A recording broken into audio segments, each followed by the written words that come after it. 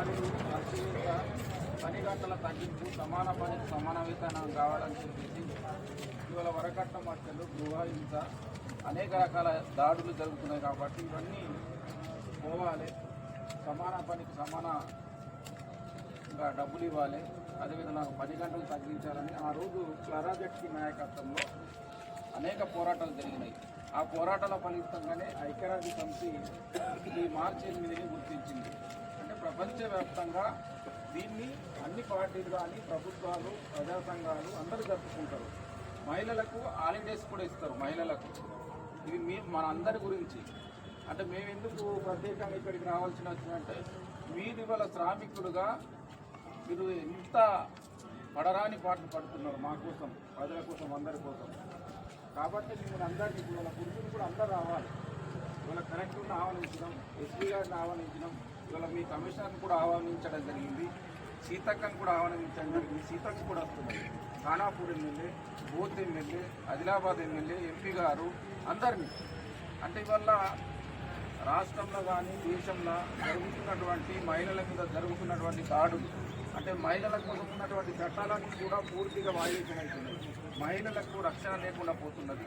ఎక్కడో ఒక గృహహింస జరుగుతున్నది, యాసిడ్ జారీ జరుగుతున్నది, వరకట్న హత్యలు జరుగుతున్నాయి, గృహహత్యలు జరుగుతున్నాయి. తర్వాత సమాన పనికి సమాన వేతనం లేకుండా పోతున్నది. కాబట్టి ఇలా మహిళలందరూ కూడా మరొకసారి మీరు ఆ టైమును కేటాయించి, అంటే అది మీకోసం జరుగుతున్నటువంటి ఇది. కాబట్టి ఆదివాసీ మహిళలు దాదాపు ఒక 5,000 మంది మహిళలు దూరం పోవాల్సిన దాదాపు ఆదివాసీ మహిళలే 5,000 మంది వస్తున్నారు. అంటే ప్రతి సంవత్సరం మనం జరుపుకున్న కొత్త కాదు. గుడాక్టూరులో 10,000 మందితో జరిపినాం, శ్రీనూరులో 10,000 మందితో జరిపినాం, ఇలా రామ్లీల మైదానంలో జరిపినాం, డైటకరంలో జరిపినాం, కొమరాభీము కాలంలో జరిపినాం. అంటే ప్రతి సంవత్సరం కూడా మనం జరుపుకున్నాం. కానీ శ్రామిక మహిళలను, శ్రామికులను మనము ఆహ్వానించలేదు. ఇది మొట్టమొదటిసారిగా శ్రామిక మహిళలను మనం గుర్తిస్తున్నాం. ఎందుకు గుర్తిస్తున్నాం?